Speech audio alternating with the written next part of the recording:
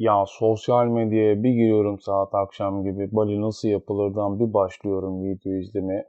Saat gece 2'de kendimi Japon usulü sahanda yumurta nasıl yapılır videosunda buluyorum. Merhaba, sağlıklı bilgili insan olmaya çalışanlar. Ben Ahmet Ruhu Özgür.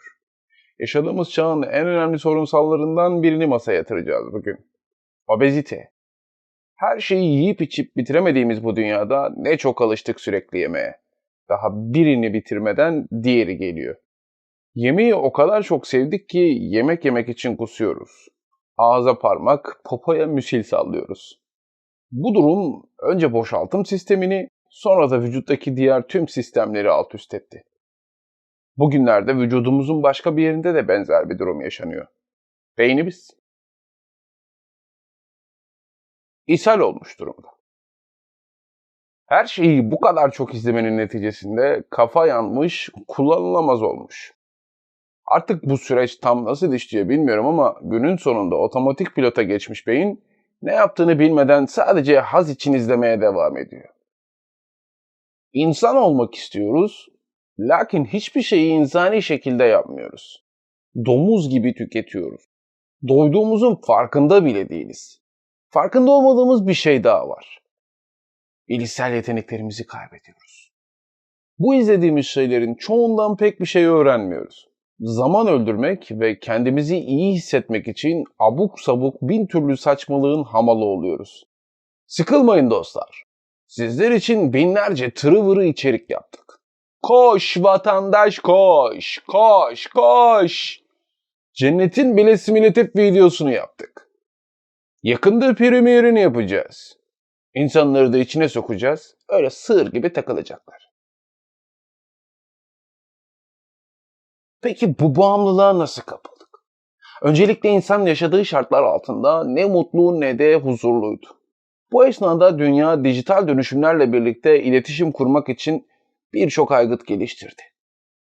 İnsanlığa faydası dokunan bu aygıtlardaki bazı yapılar insanın kendine değer katmasını sağladı. Tıpkı başlangıçta TV'nin yaptığı gibi. TV'nin saçmalamasından sonra bu mecralarda da benzer durumlar olmaya başladı. İlgili olanlarınız belki bilir. Sosyal medya platformlarına bırakılan yapay zeka örnekleri birkaç haftada holiganist, ırkçı, cinsiyetçi söylemlerde bulunmaya başlamıştı. İşte biz bu ortama çocuklarımızı bıraktık. Bu kaynaklardan beslenen kişilerin durumu zamanla bu yapay zekanın başına gelenlerden farksız olmadı. Çoğunlukla düzmece bilgilerle dolu, serbest internet ortamında herkesin libidosu beslendikçe beslendi ve azgın bir hayvana dönüştü. Kimisi Nirvana'nın bile üstüne çıktı. Bir zamandan sonra da gerçekliğine tecavüz edilmiş olan insanoğlunun tek gerçekliği bu sanal dünya haline geldi. Çünkü dışarıda bu düzeyde serbest atış yapabildiği ilişkiler kuramamaya başladı. Çözüm olarak her şeyi arama motoruna sormaya başladık. Tüm bu salak saçması hashtaglerle değişik ucube karakterler yaratıldı. Yönetenlerin arzusu ahmaklaşmış, kolaycı, tek tip insan yaratmaktı. Vallahi TV'nin 50 senede yarım yamalak yaptığı şeyi çok daha hızlı bir sürede başardı. İnsan artık sadece maddi değil, manevi dünyasında da tamamen yalnız kaldı. Çünkü hepsi kendince bir Marvel kahramanı oldu. Bu mecralarda yararlı içerikler üretenler de vardı.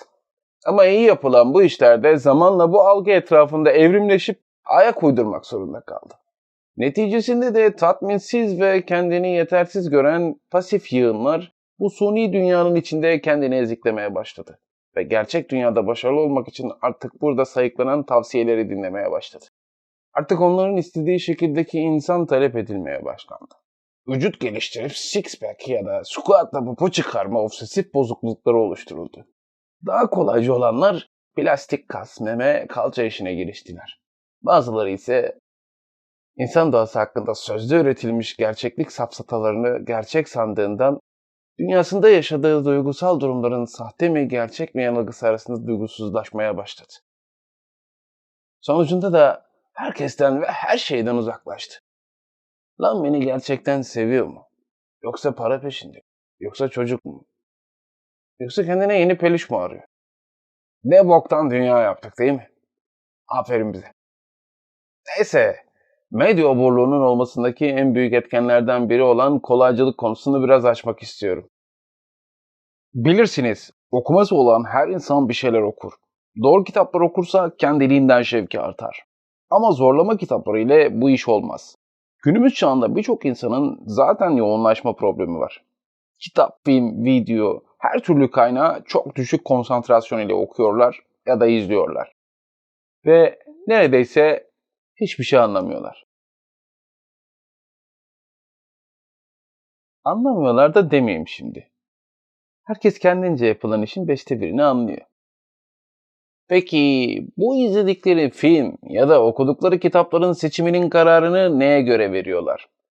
Film seçimlerinde ilk olarak IMDb'ye bakılıyor. Başlangıçta iyi bir fikir gibi gördüğüm IMDb olayını bu aralar saçma buluyorum. Çünkü insanları güdülüyor. İnsanların kafasına puanı az olan film izlenmeye değmez düşüncesini sokuyor. Bir de IMDb'si yüksek filmlerin bazıları nasıl olmuş da bu sıralarda yer edilmiş dediklerim var. Bunların varlığı da beni biraz işkillendiriyor. Onlar da puan satıyorlardır belki. Sonuçta bu sitenin sahipleri de ekmek yiyecek. Kitap seçimlerinde ise PR'ı sağlam yapılmış bestseller'lar ilgi odağı oluyor. Masrafları çok tabii, almak lazım. Şimdi gelelim başka bir tehlikeli seçim metoduna. Birilerinin dünyadaki yapılacaklar listesini kendine direkt alıp hayatı anlamlandırmaya çalışmak. Tavsiye alın ama her şeyi direkt almayın. Bir yapılacaklar listeniz varsa bunu sadece takipçisi çok olan adamların laflarına bakarak doldurmayın. Unutmayın, insanların like satın alabildiği bir sanal dünya bu. Ve YouTube algoritmalarını hangi şartlara göre yapıyorlar bilmiyoruz. Trendlerde gezinen saçmalıkların benim memleketimin zihnini yansıtmadığına inanmak istiyorum. Saadete gelecek olursak, benim gözlemlediğim birçok YouTuber bu hatayı yapıyor. Şunu izle, bunu oku vesaire. Ve tek görüş üzerinden besliyorlar insanları. Bu nedir lan? Kendinizi mi klonlayacaksınız? Ahmet'in sonucu ise bu şekilde tek kaynaklı beslenirseniz diğer insanları anlamazsınız. Herkes kendi sevdiği ve ilgi duyduğu bir şeyleri okusun, izlesin. Çünkü çeşitlilik iyidir. Birbirimizi dinlediğimiz müddetçe. Şimdi de gelelim en eğlenceli okur ve izleyici sürümü insanlara. Tüm bu seçimleri bir şekilde yapıp tüketmesine rağmen hiçbir şey anlamaz. Sözlük, forum vesaire dolanır. Ne anlatmış bu film diye. Oradan buradan yorumları okuyarak anlamaya çalışır. Bunlar film yorumlayanlara ve kitap özeti çıkaranlara sonsuz kere minnettardır. Çünkü onları bazı arkadaş ortamlarında entelektüel biri gibi gösterir. Tabii iş biraz düşünsel özgün tartışmalarda fikirsel paylaşıma gittiğinde işin rengi değişir. Ak koyun kara koyun belli olur. Belki biraz fazla gömdüm. Ama öyle. Bak güzel kardeş, senin sevdiğin şey film izlemek değil, izlerken mısır yemek ya da şarap içmek. Yataktayken uykunu getirmek için eline aldığın o kitaba da bakar bakmaz uyuyorsun. Uyku hapından iyidir tabii. Bu tarz çözümlemelerinizi diğer insanlarla da paylaşmanızı bekliyorum. Bence bir insanın zeki görünme çabası çok komik ve zavallıcadır aynı zamanda. Anlamsızdır. Pragmatik açıdan da sana bir şey kazandırmaz. İrite olurlar böyle tiplerden. Bak yine insanlığım tuttu. Bak insanlığım tuttu yine. Bir tavsiyede bulunacağım kendini böyle bir ortamdan kurtarman için. Muhabbet ortamına girdim varsayalım. Eğer konuşulan şeyler ilgini cezbeden bir konuysa bununla ilgili konuşmak istiyorsan bunu dinlersin. Sonra düşünürsün ve sonrasında eğer istersen paylaşımını yaparsın. Bu paylaşım sana aittir, özgündür. Sen kendi beyninle o noktaya gelmişsindir. Ve bu bir kazanımdır. Beynini kullandın. Bir dahaki sefere çok daha kolay olacak. Eğer ilgini çekmiyorsa zaten bu uğraşa girmeye hiç gerek yoktur. Oradan uzaklaşabilirsin. Emin ol bu seni daha cool gösterecektir. Ama bazen ilgilenmediğimiz ya da ilgilenmeyi tercih etmediğimiz konulardan dolayı hayat bize tekme atar.